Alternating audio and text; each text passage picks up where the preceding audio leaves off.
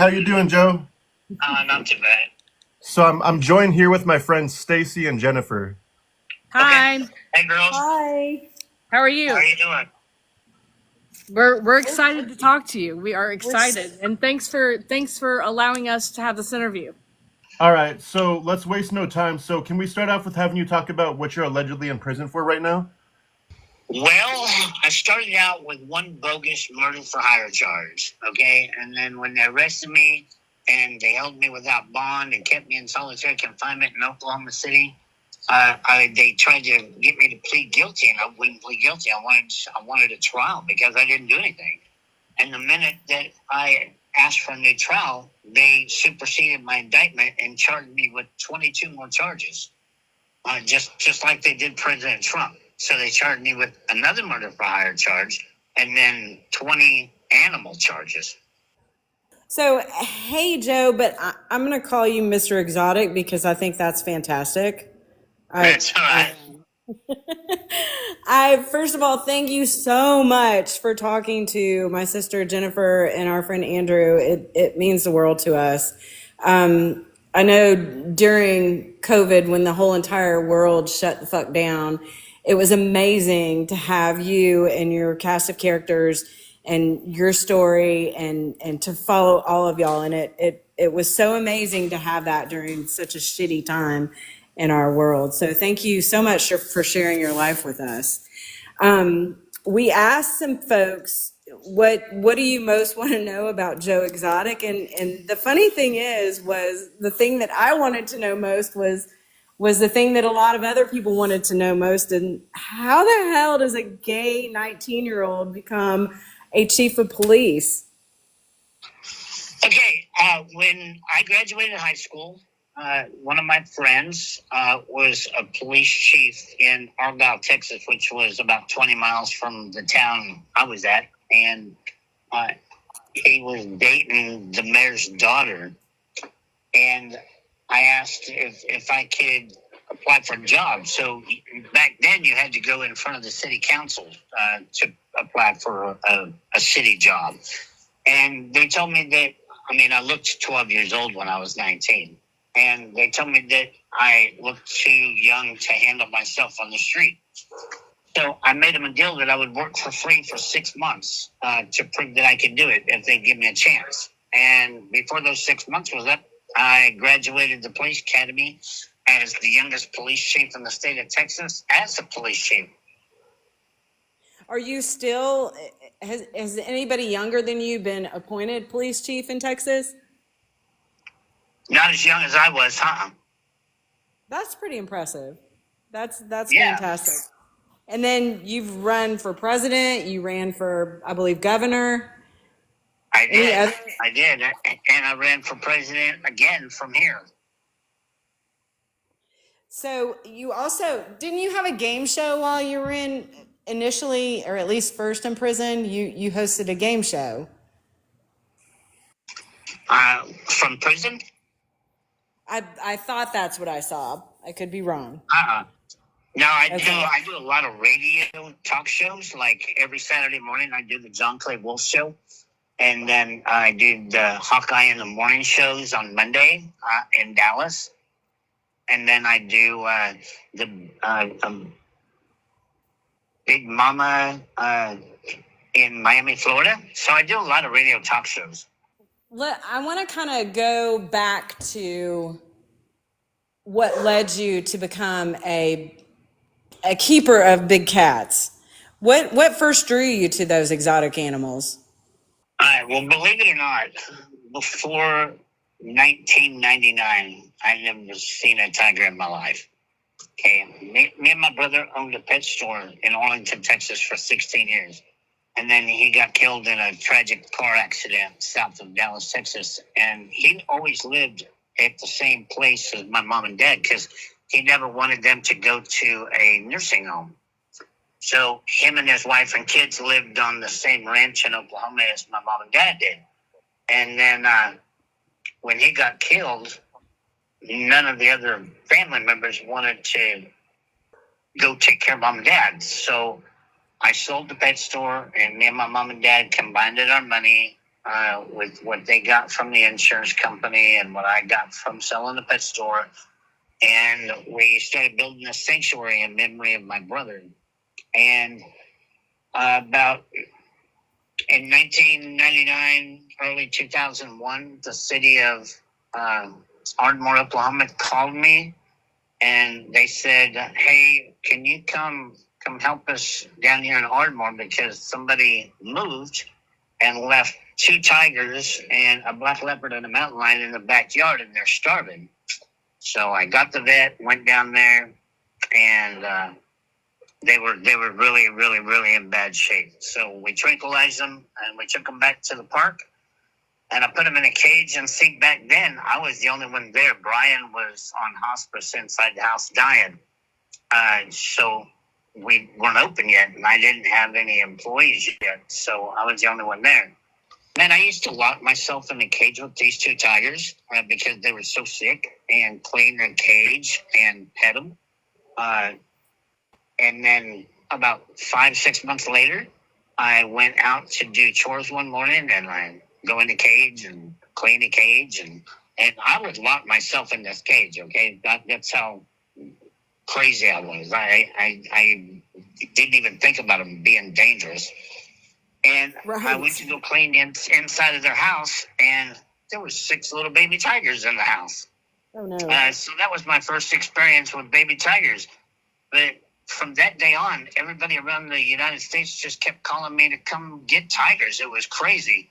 And I credit it all to God gave me a gift to work with tigers because, hell, I rescued over 2,000 tigers in my career, and I placed free tigers in zoos in Thailand, Korea, Cambodia, all over the world. So they didn't have to go buy a tiger and catch one out of the wild. And I never got hurt, never. And I walked in a cage with 20 tigers at a time. Do you think that your were misunderstood by the public? I think my work with tigers was severely misrepresented by the Tiger King show Netflix because, I didn't film for Tiger King. I was already in jail 2 years before Tiger King was filmed. And Right. they took the footage that I was making for my reality show, and they used it without my permission. Have you watched the Tiger King? I watched season 1 about 5 months ago for the first time, and I was pretty disappointed. So do you feel like your portrayal on the Tiger King was not an accurate portrayal of who Mr. Exotic is? No, not at all, because Rick Kirkham, the dude from the Netherlands that was smoking during every interview with the little leather hat on, he was the producer for my reality show, and he's the one who scripted everything that you saw me do. Shooting the blow-up sex doll that was looked like Carole. All that was scripted. And anything that you saw me on, doing my show, you can see that I have earbuds, and they're telling me what to do in my earbuds, and I'm reading from a teleprompter. But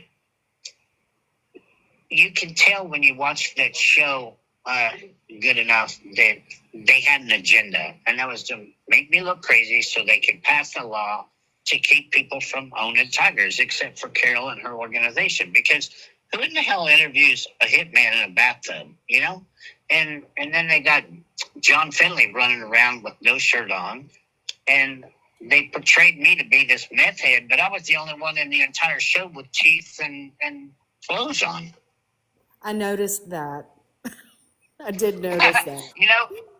But the whole agenda was they wanted to pass the Big Cat Safety Act, and Carole wrote it. Kamala Harris co-signed it, and Carole's organization, the Global Federation of Animal Sanctuaries, is the only one exempt from that law. And I fought that law for almost 10 years to keep it from passing. And so they had to put me in jail, make me look crazy, and then they nicknamed it the Tiger King bill, and they got it passed. Right. So what do you think about Carole selling her land and giving all her tigers away? Carole got exactly what she wanted. She don't want to take care of tigers. That's why she had 100 free volunteers, and her daughter and her husband were the only ones getting paid. She got exactly what she wanted. Pawned her animals off on another sanctuary to pay the bills and clean up after them. And she sold her property. Now that Tiger King came out, she sold her property for $99 million. So, yeah, Carole got exactly what Carole wanted. Rich and not have to clean tiger cages. Right. So do you think that the notoriety and the fame from Tiger King, do you think it changed you as a person? Changed me as a person? Uh-huh. Is that what you're asking? Yeah. Yes. No. To me, I'm no more famous than I was when I walked in, before Tiger King came out, because I've never seen any of the fame. I've been in here the entire time. What it has done for me, though, because I prided myself in my charity work through my whole life, granting last wishes, fixing little kids' faces, feeding homeless. What it has done for me, and by putting me in here, is now I appreciate life a little bit more. And you can't never take tomorrow for granted, whether it's your freedom or whether you die. But what Tiger King has done for me is it's given me a platform like no other. Given me a platform like no other. 100 times more little kids' faces, and I can help the poor and the homeless a whole lot more. And that's what I'm gonna pride myself on when I get out of here. I'm married to an illegal immigrant. I'm gonna go get him, and we're gonna live in Mexico until I can work enough to get one of them gold cards from President Trump, so I can get him back in America and for $5 million. And I want to go spend my effort on conservation. I want to really concentrate on baby elephant orphanages in Africa and India, and I want to concentrate on orangutan orphanages in Borneo. So if I had $100 and I said, Mr. Exotic, I have this $100, what group should I give this $100 to? What would you tell me?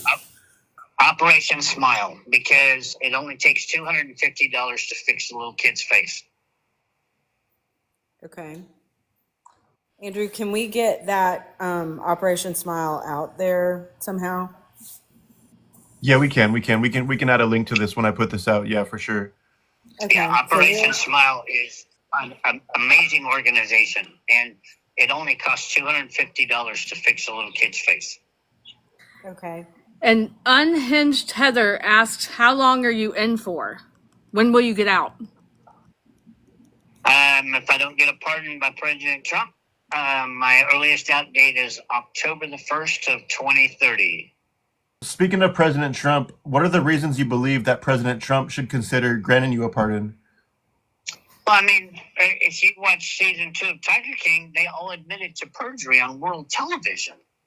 And then Alan, the hitman, went one step further and took them all to the zoo and showed them where he hid a murder weapon, where their plan was to kill me in order to get the zoo and put me in prison didn't work. So, President Trump needs to do the right thing and let me out of here based on they admitted to perjury on world television.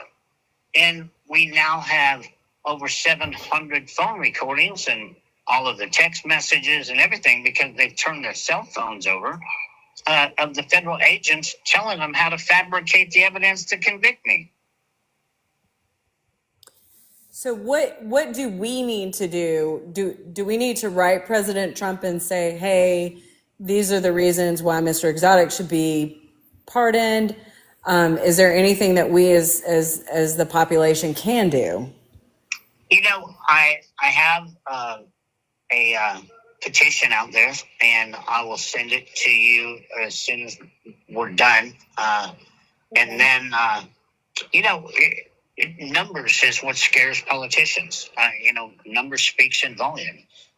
So we need to write the White House, but you're not going to get an answer out of the White House. But who I do have really rallying for me right now is Representative Lauren Boebert out of Colorado, and Representative Eric Burlington, a congressman, and Matt Gaetz. And we need to write all of those people and say, hey, you are really advocating for Joe, and we just want you to know that America is behind you. And would you please get to President Trump and help us get Joe out of prison? Have you actually spoken with President Trump? I have not. I would love to, but I have not. He said he would consider pardoning you back then. And then, So it was on TMZ here not too long ago when Harvey Levin confronted Alice Johnson, the new pardon czar, on national television. And she said she knows who I am, and she claimed that, it hadn't hit her desk yet. So the very next day, my people drove all the way from Ohio to the White House and hand-delivered her my pardon application. Okay, so I guess the takeaway from that is we need to write our senators and Congress people. Yes. Try to get that passed through. Because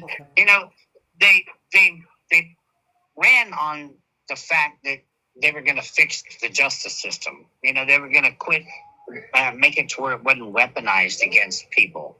But right now, they're only concentrating on weaponizing against their people.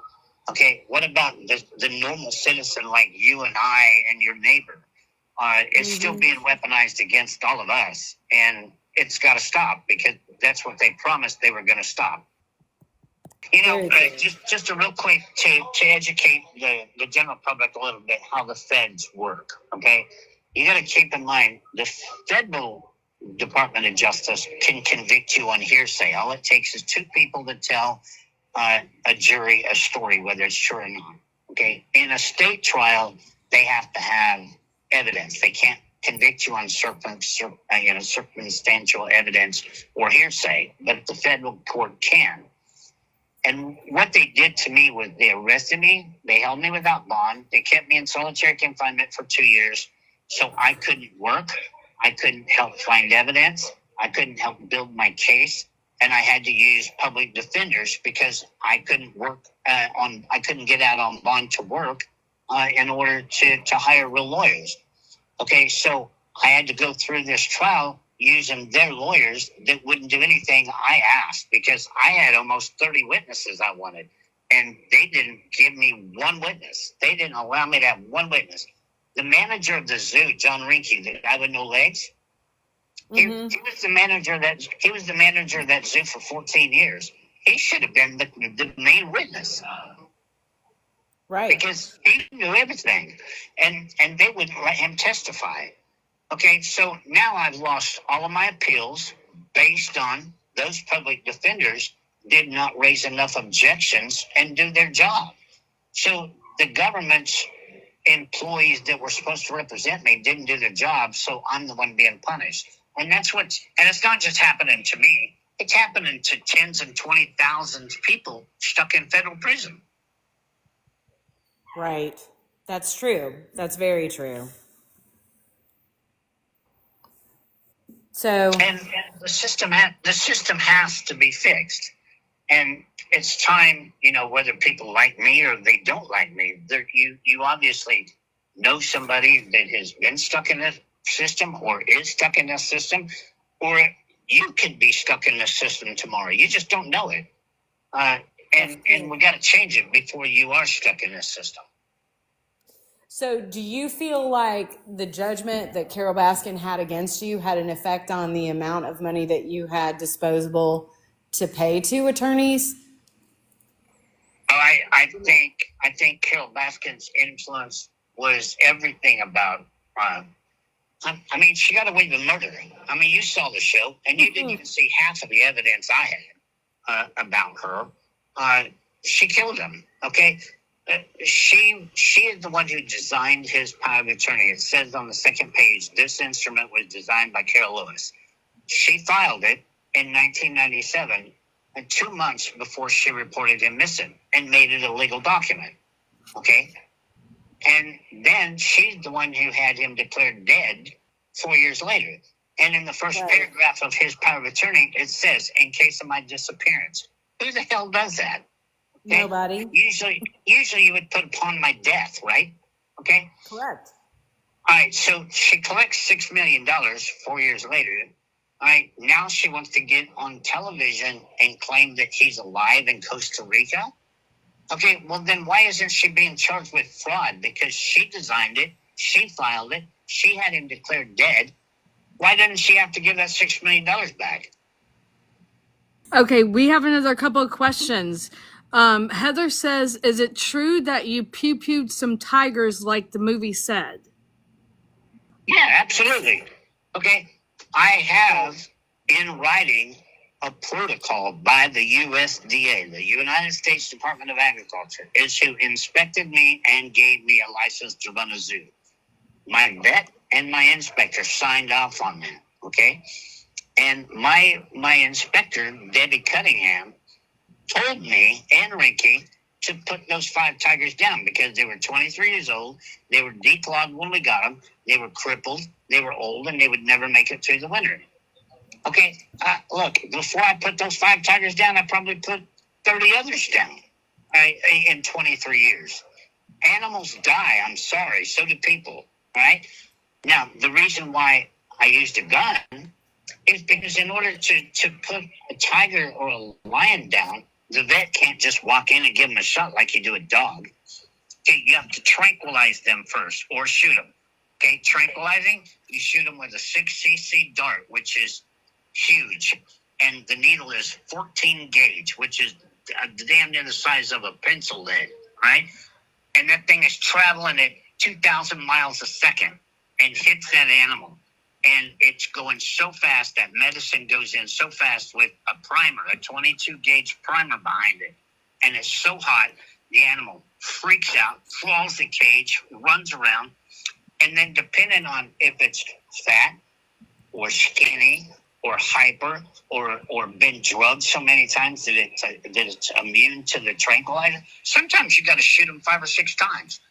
And it takes an hour to an hour and a half to put them to sleep so the vet can go in there and kill them. Okay? And during that hour, they're having seizures, they're having convulsions. It's crazy cruel.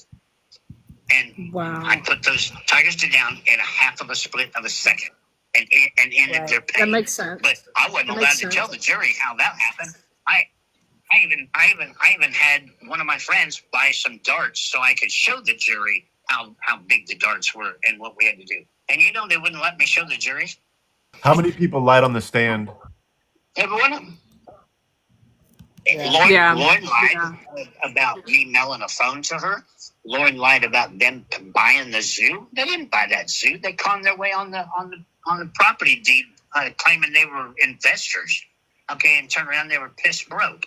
Right? Alan Glover lied on the stand. I didn't give him $3,000 to kill Carole. I didn't give him a cell phone from the pizza restaurant.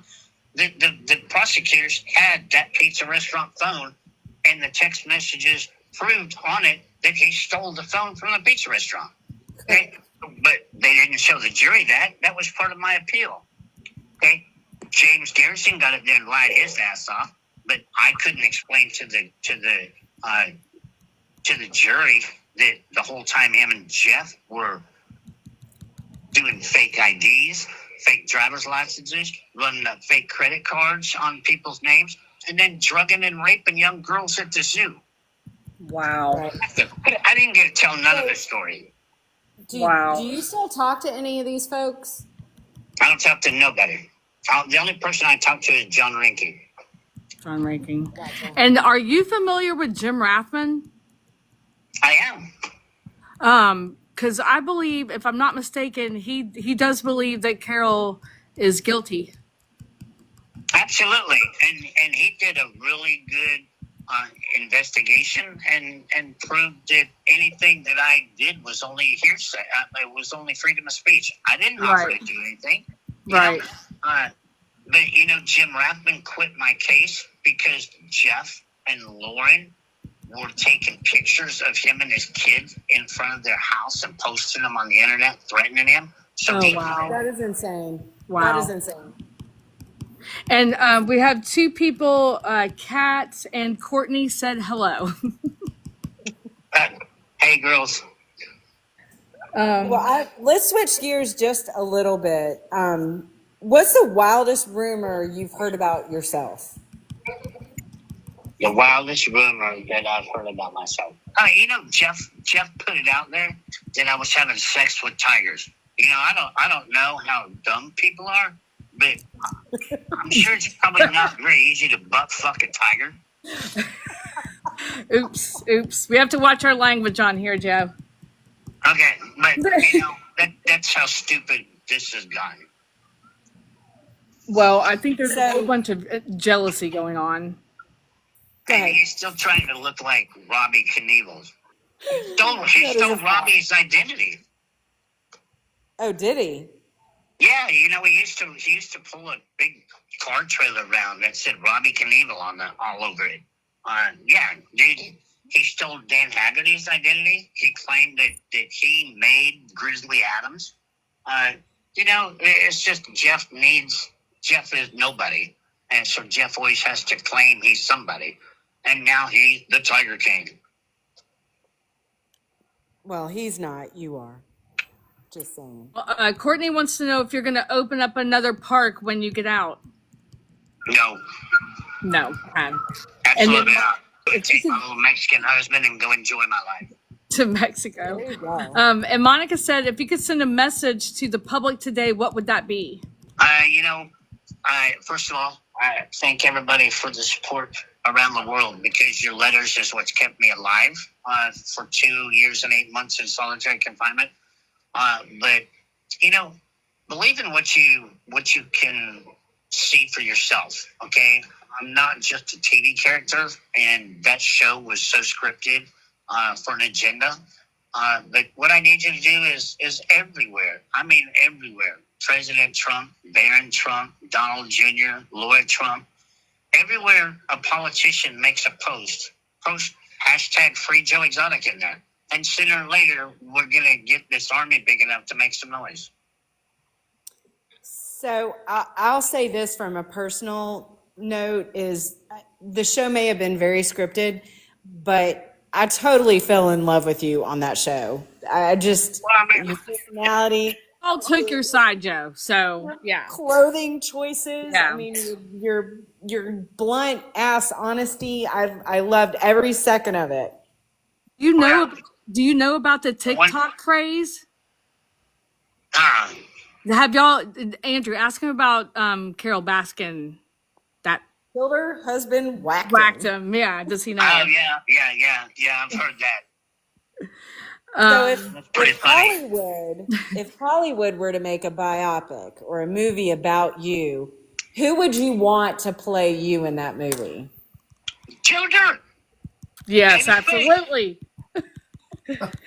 And have you? Come on, there's only one guy that can pull this off. Absolutely. That is 100%. Have you talked to Doc Antle since you've been in? No. Okay.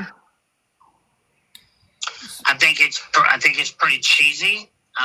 He's either narked on a lot of people or something, because he got busted for money laundering, human trafficking, and animal trafficking, and he only got 1 year. Yeah, he only got sentenced to 1 year and 1 day. Yeah, you can traffic humans and get less time than you can traffic animals. Yeah, absolutely. That says something about our government too. My favorite 3-year-old little girl named Delia is listening, and she wants to know what your favorite dinosaur is. My favorite dinosaur would have to be a raptor. And why a raptor? Because I don't know that much about dinosaurs, but you can train them according to all of the shows that I've ever watched. So I'm out of time. This thing is fixing to shut off. One word to describe Carole Baskin now. Describe Carole Baskin.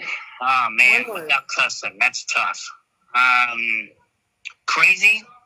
Batshit crazy. A murderer. And the most amazing con woman you'll ever meet in your life. And if you could meet one celebrity, who would it be? One celebrity. Who would it be? You know, I have this thing for Cardi B because she stepped up and helped me when I first got arrested, and nobody else has. So I've always said that when I get out of here, me and Cardi B and Lizzo are going to make a music video. Yes, I would love to see it. Because your music is very good. It's very, very good. And I was a little surprised when I actually listened to it. I was like, wow, he's very, very good. And you write your own songs, right? Yes, I do. Are you still writing from prison? I am. Yeah, get on my Spotify. Tell everybody on TikTok to get on Joe Exotic Spotify. Okay. I've got like 5-6 new songs from prison on there, and a couple of them are pretty funny. Are you singing them, or is somebody else singing them? No, somebody else is singing them. I wrote them from here, and unfortunately I can't sing them here, but I'm going to sing them when I get out. Looking forward to that. And hopefully that will be sooner rather than later. Absolutely. Let's hope. Let's hope. But tell everybody out there I send my love. George sends his love. And be safe, okay? All right, thank Thank you, you Joel. so Be in much. touch, Thank you okay? so much. All right, Bye. thanks. Thank you.